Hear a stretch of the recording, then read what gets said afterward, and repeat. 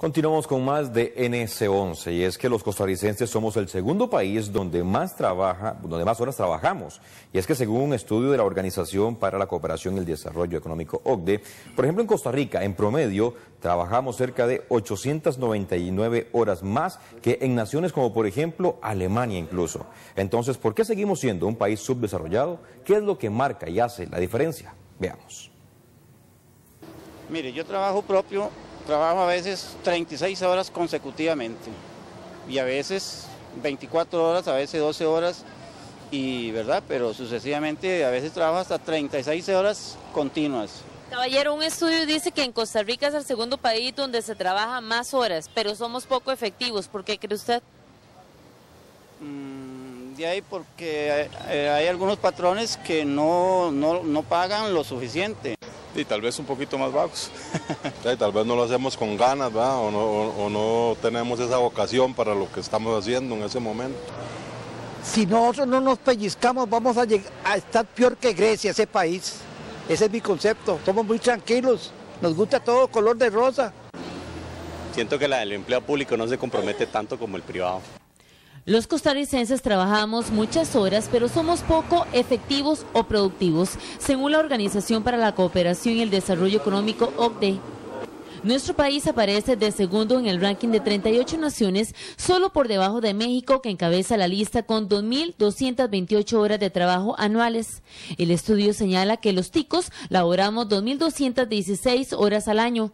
Esto significa unas 44 horas semanales, que aunque no le llega ni a la totalidad, según el Código de Trabajo, está muy por encima de los países desarrollados como Alemania, donde solo se trabaja unas 1.317 horas, es decir, alrededor de 25 horas semanales. Con esta investigación se desprende que liderar el ranking no es hecho positivo, ya que trabajar muchas horas es sinónimo de poca productividad. El hecho de que los empleados, los colaboradores estén trabajando horas extra o horas de más y la jornada laboral se haga más larga no significa que estamos siendo al 100% productivos. Ahí habría que analizar dos cosas como empleador. Uno, si nuestro colaborador no está utilizando el tiempo dentro de las horas laborales de forma efectiva y entonces está requiriendo tiempo adicional para cubrir lo que no se cumplió durante el día. Los países industrializados en donde el número de horas trabajadas es baja son naciones con alta productividad, con un Producto Interno Bruto muy superior al de los países en donde se trabaja muchas horas. Trabajan menos, pero son más ricos. Donde menos horas se trabaja principalmente en el centro y norte de Europa. Trabajan menos de 1.500 horas al año. Se trata de Francia, Dinamarca, Noruega, Holanda y Alemania. En Costa Rica, el sector empresarial impulsa en la Asamblea Legislativa un proyecto que permitiría que los empleados trabajen 4 días y descansen 3. El negocio de las empresas es producir X producto o producir X servicio, pero no capacitar. Entonces la capacitación no es tan efectiva como si está a cargo de un ente cuyo objetivo principal es la capacitación. Sin embargo, sindicatos se oponen a la propuesta. ¿Por qué somos menos productivos? Un estudio de la Unión Costarricense de Cámaras Empresariales del país reveló que ante la pregunta de si el sistema educativo cubre las necesidades de una economía competitiva, el 40% del sector respondió que sí, pero una mayoría, 59%, que no. Llama la atención que en medio de su crisis Grecia es el cuarto país en donde se trabajan más horas, pero la nación con la tasa de desempleo más alta de Europa y menos productivo. Bueno, y como lo vimos en esta nota, las largas jornadas pues no son sinónimo de que se vaya a ser más productivo. Bueno, para analizar este tema nos acompaña el presidente de la Cámara de Industria, don Enrique Egloff.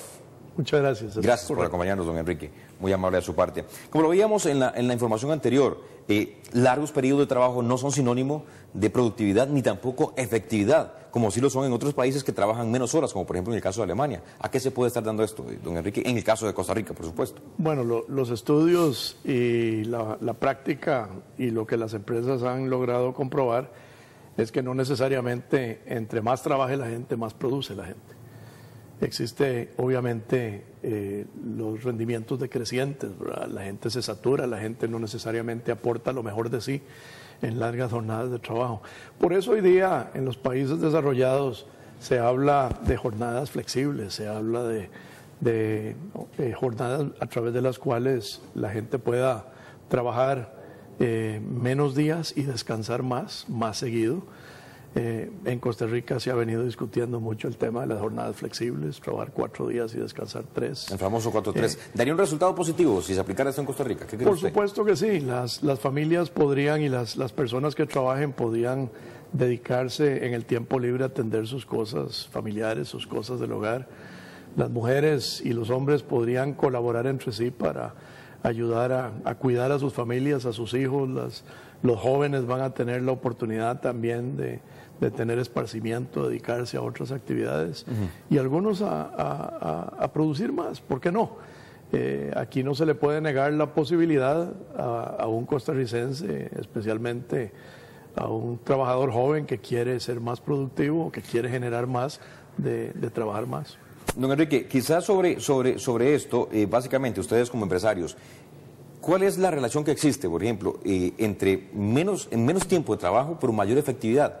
O sea, en el sentido de, si se le da a una persona, por ejemplo, decir, vas a trabajar 5 horas nada más, ¿cómo garantizarse uno de que esas 5 horas sean realmente efectivas y productivas? Bueno, para eso hay esquemas de motivación, esquemas de compensación por productividad que se establecen a nivel de las empresas, ¿verdad? Y que deberían de aplicarse en todos los ámbitos laborales de instituciones públicas y privadas.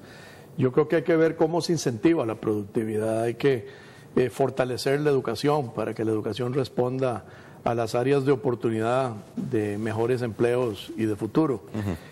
Hay que, por supuesto, incentivar la innovación, hay que promover la investigación y el desarrollo que permita que la diferenciación y el desarrollar ventajas competitivas puedan inclusive motivar al trabajador a aportar más de sí y a ser más productivo. Ok, perfecto. Vamos a ver también algunos comentarios que nos hizo la gente vía redes sociales y vamos a ver algunos comentarios de Facebook por acá, don Enrique. Y es que nos dice la gente, por ejemplo, este es el primer comentario que nos van a hacer. Dice Gerardo Araya, más o menos horas no hace a nadie efectivo. Es el manejo del tiempo que tiene que hacer lo que hace la diferencia en estos casos. Ese es el primero de ellos. El segundo comentario que nos hacen llegar es Luis Fernando Vargas. Lo que debe cambiar es la mentalidad para ser efectivo en su jornada laboral. Más horas no es el secreto. Es el ambiente y el trato del jefe. Hay unos que con sus gestos y su cara desmotivan más bien, es lo que dice en este caso. Otro comentario, por acá nos dicen, efectivo sería que si trabajas más horas tengas más días libres, o sea, un rol 4-3. Eso sí, es el comentario y es básicamente lo que hemos estado conversando sobre más periodos de descanso. Ahora usted hacía argumentos sobre un punto importante que lo mencionaba, que era la parte de motivación. ¿Cuáles son algunas posibles causas que motiven y otras que desmotiven a aquel trabajador y que lo llevan a ser poco efectivo? Bueno, la administración del tiempo, el producir en condiciones de un clima apropiado de trabajo, el trabajar bajo condiciones armónicas entre el generador de empleo y el trabajador es fundamental. Y aquí, más bien, lejos de promover ese tipo de cosas, vemos a un Estado o a un ministerio, por ejemplo, de trabajo que está promoviendo y está impulsando acciones legislativas que fortalezcan más la fiscalización en el trabajo, por supuesto pensando en el bienestar del trabajador, pero la verdad es que aquí hay que pensar en cómo incentivar las condiciones para que haya una relación armónica. ¿Qué se puede hacer, por ejemplo, en ese caso, si hablamos de incentivos o motivaciones, qué puntos, digamos, podríamos decir, o en una empresa, por ejemplo, establecer, bueno, vamos a hacer X y X acciones para motivar al personal? ¿Qué se puede, pues, tomar en cuenta? Bueno, yo creo que es importantísimo que se promueva la innovación, es importante que se promueva un clima apropiado, que se le permita... Cuando hace referencia al clima apropiado, ¿qué podríamos decir, don Enrique? Promover y que el Estado costarricense y el Ministerio de Trabajo concretamente valore la importancia de ayudar a crear ese clima y no simplemente dedicar el tiempo a la fiscalización de los derechos y obviamente del bienestar de los trabajadores. El bienestar de los trabajadores depende también de la relación que se puede establecer entre el patrono y el trabajador. Y ahora, ¿y si lo vemos desde el punto de vista privado?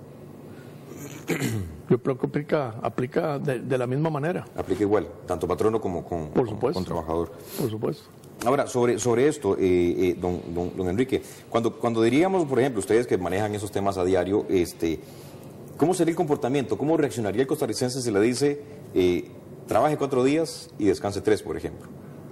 Bueno, yo creo que ese sería como un incentivo, por ponerlo de alguna forma, y decirle al trabajador, bueno, usted va a descansar más, pero eso sí, cuando va a trabajar, trabaje un poco mejor. Tiene que trabajar mejor o tiene que trabajar más horas en 4 días y se crean las condiciones de esparcimiento, las condiciones para que el trabajador pueda hacer, digamos, detenerse en determinado momento y tomar fuerzas para poder seguir produciendo. O sea, tiene que haber condiciones que se facilitan producto de una gestión de la empresa para facilitar el que el trabajador pueda en buenas condiciones producir lo mejor de sí y descansar, por supuesto. Claro. Vamos a ver aún más comentarios, don Enrique, que nos llegan acá de Facebook. Otros de ellos son, por ejemplo, dice Andrés, ya después de cierta cantidad de horas, la calidad del trabajo que uno hace disminuye y nos hace menos productivos. Incluso puede ocasionar tener que hacer el trabajo otra vez, o sea, hacer el trabajo 2 veces. Por otra parte, nos dice Lidiet, no, más cansados, solo que con esos salarios hay que pulsear extras, hacer horas extras y ni modo, quedarnos en la misma. Salarios bajos significa más horas de trabajo. Bueno, otro punto interesante que es el tema salarial. Como lo vemos, muchos piden o lo que hacen referencia es que necesitamos más tiempo para descansar, pero también bajos salarios nos obligan a trabajar horas extras. Sí, bueno, yo creo que hay que pensar también en el establecimiento de incentivos por productividad, ¿verdad? Y el tema de la innovación es fundamental porque permite también motivar, estimular la creatividad.